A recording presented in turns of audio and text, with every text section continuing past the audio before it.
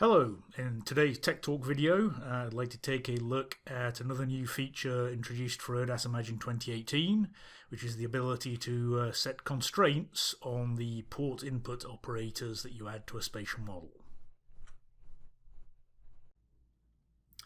Port inputs are a very useful capability that was introduced to Spatial Modeler a couple of releases ago. They basically let you prompt for inputs. So at runtime, when you go to execute a spatial model, by adding a port input, you can have the spatial model prompt the person who is running that particular spatial model for an input. In this case, it would be the name of the file to input into a raster input, the name of the image file to go ahead and take in. What we've done with ERDAS Imagine 2018 onwards is allow constraints to be set on port inputs. For example, if you only wanted, it was prompting for numerical values and you only wanted numbers between 0 and 100, you could go ahead and set that type of constraint. So let's first actually go ahead and take a look at the type of model you could create previously and the sorts of problems you could get yourself into without port constraints. Let's get rid of that viewer, just go to the spatial modeler. We're going to do File, Open, an existing spatial model. Go to my directory and open up an existing spatial model. Let's go ahead and click on the Fit to Frame icon on the Spatial Modeler tab so we can see the whole model at one go and take a look at what we've got. Really the purpose, what this particular model does isn't important here. It is actually a pan sharpening technique. What's important though really is that it does include port inputs. There's about 7 of them on this particular model. They're these mauve coloured input operators that you can see scattered around. The ones that we're particularly interested in, let's just zoom in a little bit using the mouse wheel, is the one over here called sensor type. So the port input has been renamed to sensor type. And this is a prompt that asks for the type of sensor that's being pan sharpened. Is it QuickBird, Iconos, Formosat, and so on. And by specifying that particular sensor type, you're constraining or setting a particular weighting table that the software is going to use. We're also interested in a couple of other options over here on the model. The sharpening filter center value. These are values that control a sharpening process that's applied to the high resolution pan input, and also the pan contribution weight, which controls whether you prefer better color fidelity or higher spatial content, how you're going to balance those two.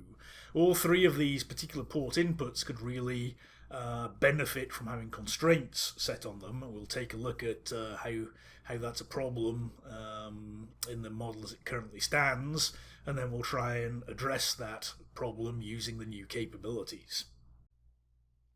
So let's go ahead, I'm going to click Fit to Frame again, just zoom out to the whole extent of the spatial model. And we're going to test this model. We're going to try and run a preview. So I'm going to come up here to the Spatial Modeler tab again, the Execute group, and click on Preview. This brings up the dialog, which basically this is the representation of those 7 port inputs, because I have port inputs specified in the model, and I get 7 prompts, 7 fields prompting for inputs to each of those 7 port input operators. So you can see I've got prompts for the input multispectral and pan imagery. And one important one, the first one on those port inputs we were going to discuss, is the sensor type. If I hover over it, you can see as another capability of a port input is that I can provide bubble help for what I'm prompting for. So it does tell me I need to enter a string to specify the particular sensor type, for example QuickBird, but it doesn't give me any other examples. It doesn't tell me what I would enter for Pleiades, can I enter Landsat, and so on. So I'm kind of left in the dark as to what the possibilities might be. You can kind of see that if I click the input button, and bring up the input text. All I get is a text field. There's no pop-up or pull-down menu of sensor types. There's just a string field where I can type things. So we'll leave it as that just for now. Or rather, let's try Landsat. I'm going to type Landsat, see what happens there. Similarly with things like the sharpening filter center value, if we go ahead and hover over that, again, got my bubble help from the port input. I can enter 11, 14, 17, 20, 23 or 1000. But really there's nothing constraining me there to enter any of those actual values. I can type whatever I want, 888. And on the pan contribution weight, again, we can see some of the bubble help there for that. I can enter 0.7 to 1.3 as the valid values. Let's do something silly then. Let's enter -13 and go ahead and click OK.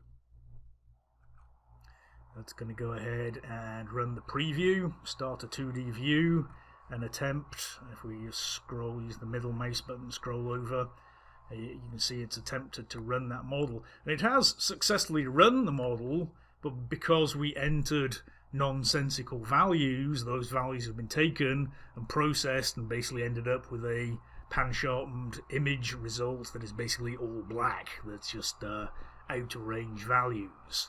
So that's the problem that we face at the moment, or in the past, with the spatial model and port inputs.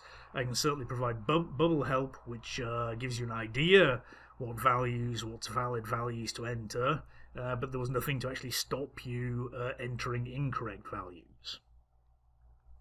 So let's go ahead and turn that preview off, as it's not really showing me anything. So how do we fix those problems? Let's just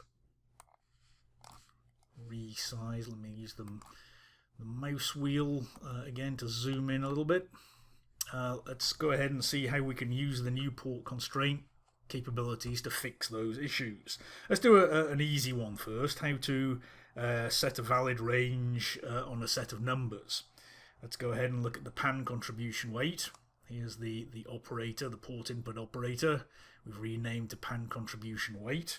Let's go ahead and double click that particular port and bring up the port configuration dialog. You can see where we specified things like the bubble help and the renaming. If we, however, though, click on the attributes tab, we'll go ahead and start a new capability. And because the input here is a double, a numeric double floating point value, we get these particular prompts. If you remember, I said I need a data range between 0.7, so I'm going to type 0.7 in the min name row corresponding to value. Hit return. The max was 1.3, and the increment, the delta, is going to be 0.1. And that's really all we need to do, is type in those values and click OK, and we've set a constraint onto a numerical field. The values must be between 0.7 and 1.3 and be in 0.1 increments. So basically I can only have 0.7, 0.8, 0.9 up to 1.3 as my input numbers on that particular field. Now let's do another relatively easy one. Scroll the model over to sensor type. Do the same sort of thing. Double click that port input. Brings up the port configuration dialog again. But this time you see that the input is an imagine.string, a string type.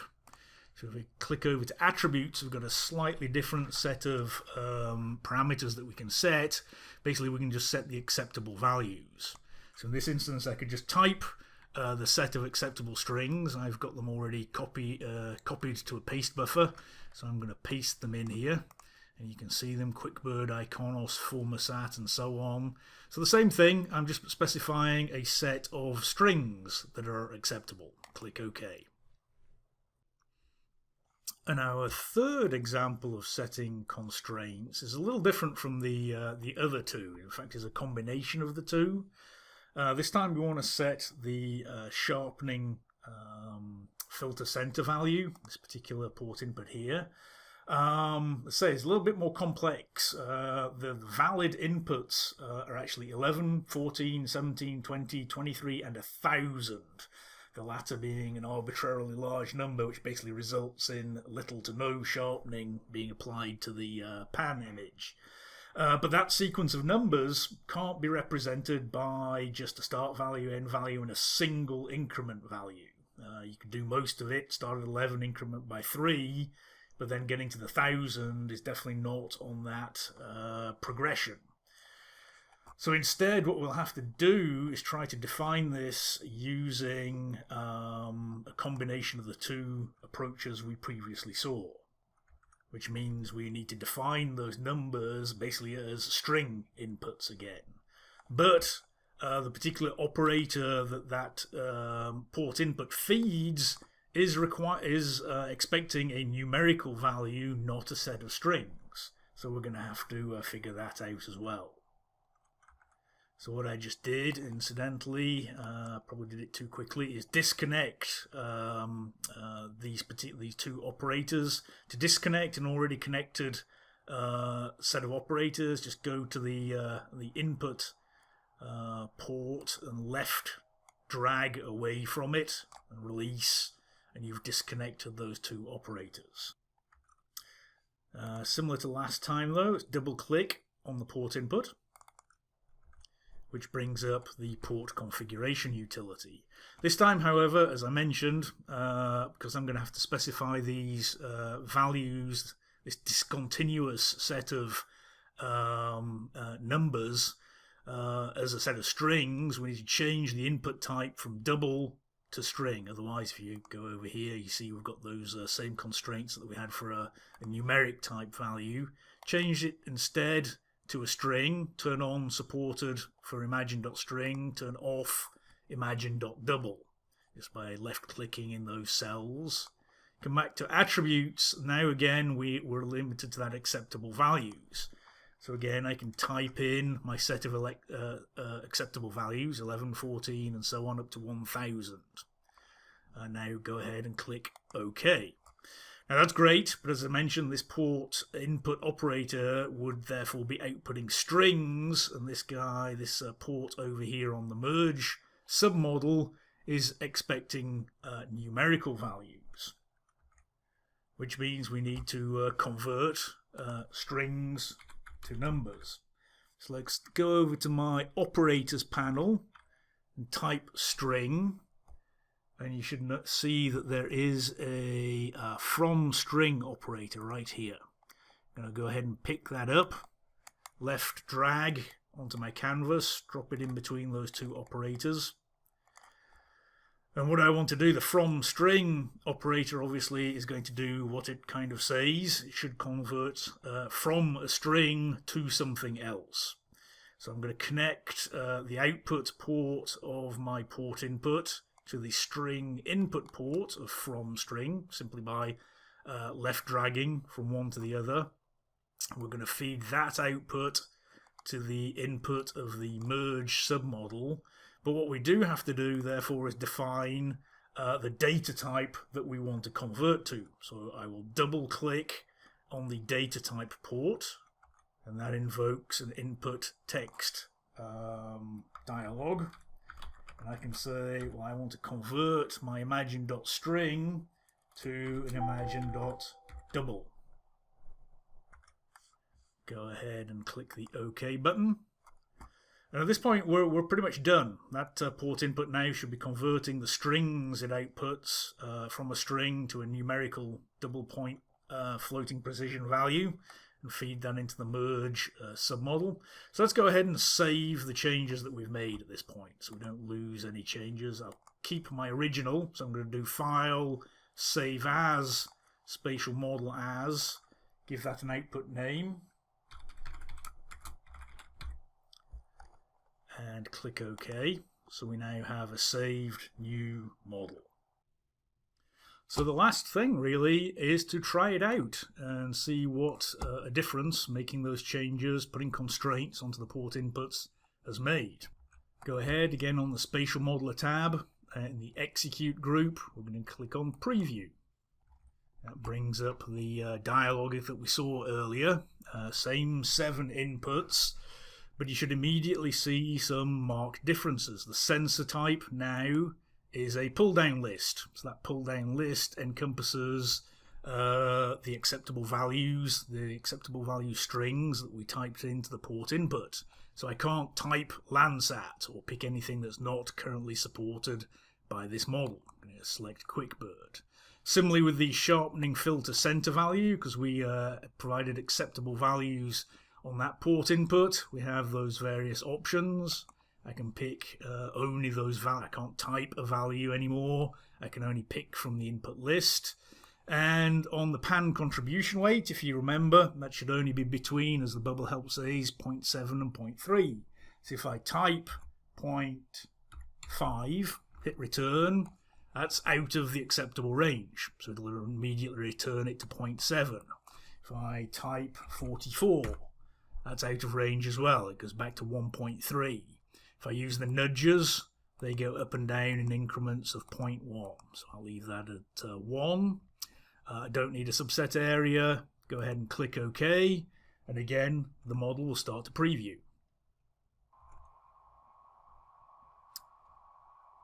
Going ahead and filling the data in. So there we can see now, rather than a black screen, we're getting on the fly pan sharpened data. Doesn't really matter the status of that.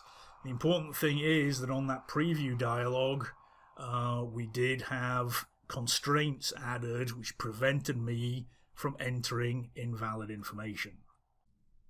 So there you have it, a quick demonstration or e-training tech talk showing you how to use the new port input constraints in Spatial Modeler to make it easier for your end users to use the spatial models that you build.